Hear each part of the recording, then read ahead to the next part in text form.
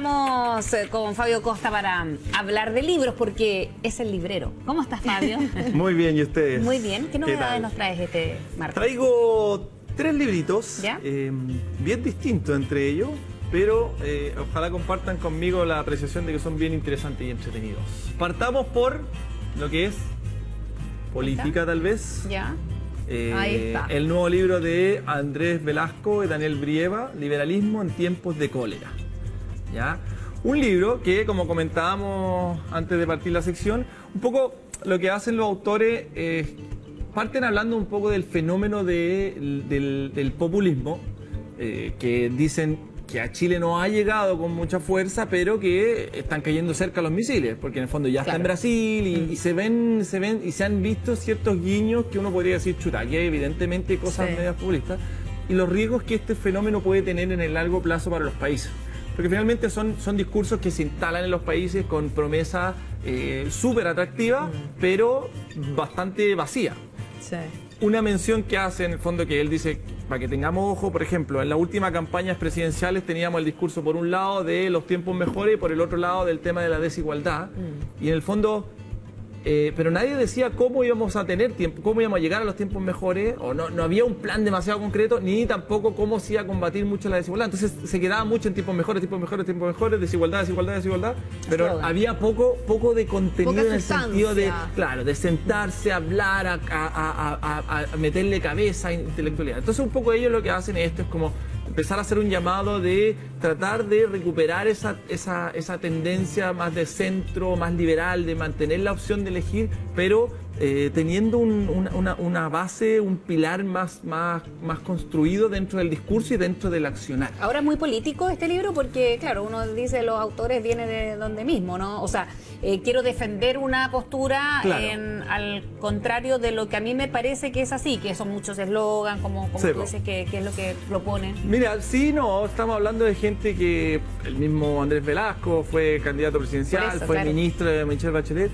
pero también sale, o sea, la historia de él con el bando con el que él estuvo también ha tenido sus cosas. Entonces él un poco se ha ido haciendo su espacio, él creó su partido. Entonces yo creo que lo que buscan y la percepción que a mí me dio es que ellos tratan de instalar y darle fuerza a un centro más moderado, que propone y que da alternativas y que da ideas sin caer en estos extremos un tanto como medio, claro, es como el camino fácil que agarra los votos rápidos, pero no construye. Claro, y además en una situación tan particular que se vive por estos días en que finalmente la gente termina queriendo escuchar lo que ya tienen como preconcebido, y eso es súper riesgoso. ¿Para qué hablamos de las redes sociales? Que muchas veces no se dan el tiempo que tú puedes mostrarle hartos datos de lo que se está planteando, y pasa con las fake news, de que no es así y no se logra revertir, porque finalmente, y se transforman en cajas de resonancia de ciertas posturas, y eso ya está absolutamente comprobado lo peligroso que es. O sea, finalmente ese es el cimiento que tiene Donald Trump, lo que pasó también con Bolsonaro en Brasil.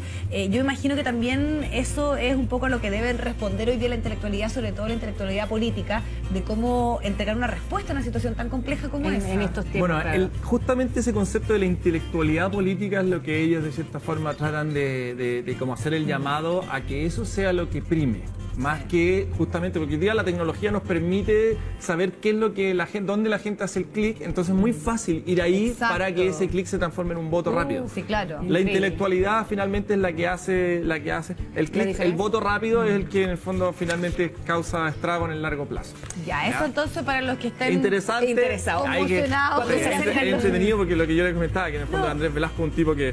No, y cuando se acerca un año electoral, por Dios, que hace bien de empezar a... No, y es bueno eso, es bueno tener una capacidad de análisis. Sí, pues. Hablemos de descanso y relajación. Ya.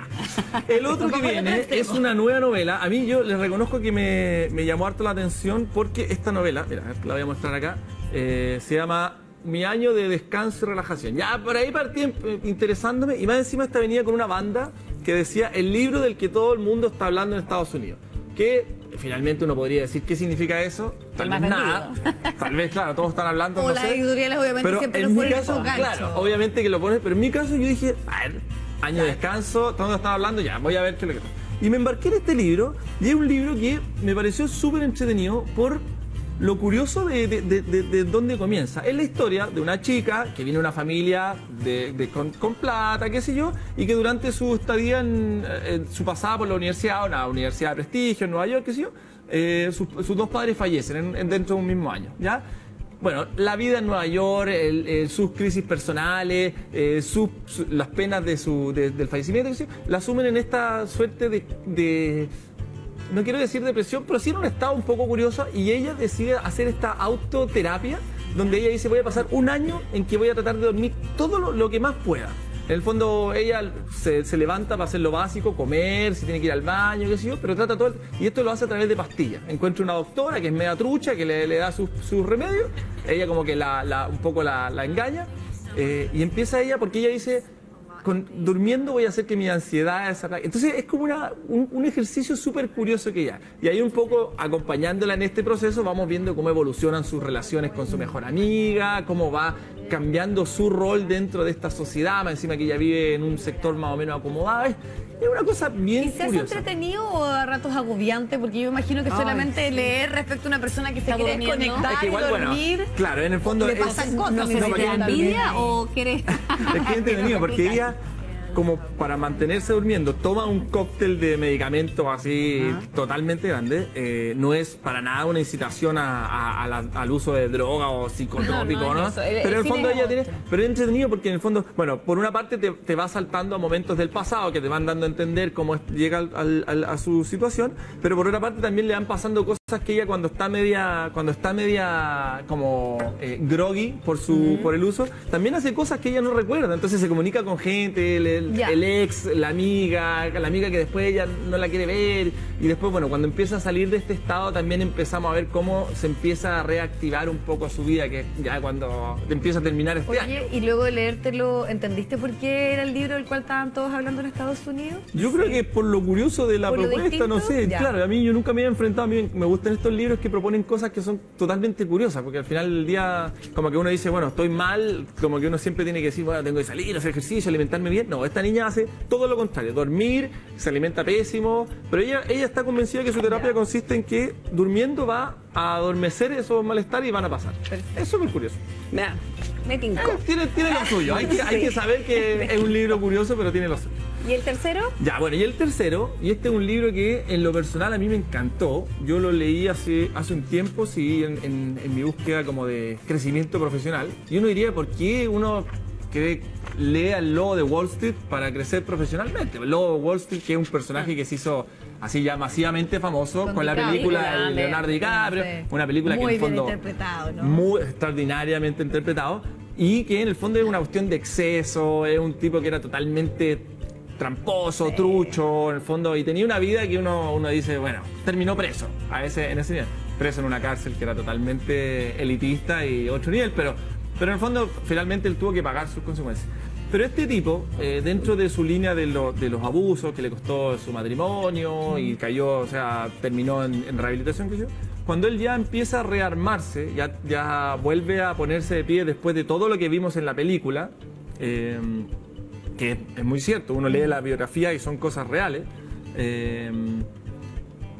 él empezó a convertirse hoy día él hace charlas alrededor de todo el mundo, un poco motivacionales y un poco ligado al tema de las ventas. Y en este libro él explica un poco su sistema de venta que él creó cuando él echó a andar su empresa de inversiones, ¿ya? Que en el fondo, la persuasión al otro, ¿no? Que, claro, es todo un tema de construir esa relación y ese lograr esa venta. Ahora, en esta parte, él es súper enfático en decir a él, tú puedes tomar esto y usarlo totalmente sin ninguna ética. Y él como que te incentiva todo el tiempo a decir, háganlo para bien, yo hoy día ya estoy rehabilitado, en el fondo no quiero que hagan lo que yo hice porque finalmente el costo es muy alto. Pero él te va enseñando. Ahí le pone, ¿cómo se llama esto? Programación neurolingüística. Hay hartos temas que en el fondo él va ahondando porque él fue desarrollando esto. Y piensa que es un sistema que él le traspasó a todo a su ejército de seguidores que tenía, y eran todos una máquina de vender. Claro, lo hacían de una forma bien gris, pero en el fondo es un sistema que él fue perfeccionando. Entonces, sí hay algo. Por ejemplo, hay una cuestión que a mí me encantaba, que en el fondo él decía, cuando tú enfrentáis una reunión y la enfrentáis con esta sensación de que vengo a conquistar el mundo, porque uno de repente va a cosas que tú te sentís con la seguridad y hay cosas que vais más achunchados y obviamente que los resultados son distintos. Entonces él te dice, busca qué cosas te hacen sentir esa sensación de estar bien parado para replicarle y tratar de él. Y él hablaba, no sé, de un juguetito de niño que le recordaba no sé qué cosa, entonces lo andaba riendo en el bolsillo y antes de la reunión como que lo tocaba, eso lo envalentonaba, y llegaba, y entonces llegaba con una... Ese es el tipo de cosas que este libro te entrega, que en el fondo es por qué me gustó y por qué lo encuentro interesante. Y aparte que yo también leí la historia y qué sé yo, y lo encuentro divertido. Siempre hay algo que aprender dentro de lo que no hay que replicar. Siempre. Pues gracias, Fabio. No, gracias muy bien, a ustedes. Que tengas un buen martes. Gracias. Igualmente, buena semana. Vamos a la pregunta que les hacíamos en el día de hoy, que son estas malas cifras respecto a la cantidad de deporte que hacen los adolescentes, principalmente en nuestro país. O los que no hacen, deportes que no hacen, porque un informe internacional ubicó a Chile en el penúltimo lugar a nivel mundial en actividad física en niños. Creen que se debiese aumentar las horas mínimas de educación física en los colegios, y ahí está el resultado final. Claro, el 89%, claro, estaríamos como en la niña del libro, más o menos, si quisiéramos no aumentar la hora de educación física, y un 11% dice que no. Bueno, ponemos fin a esta edición. Nos reencontramos yo en un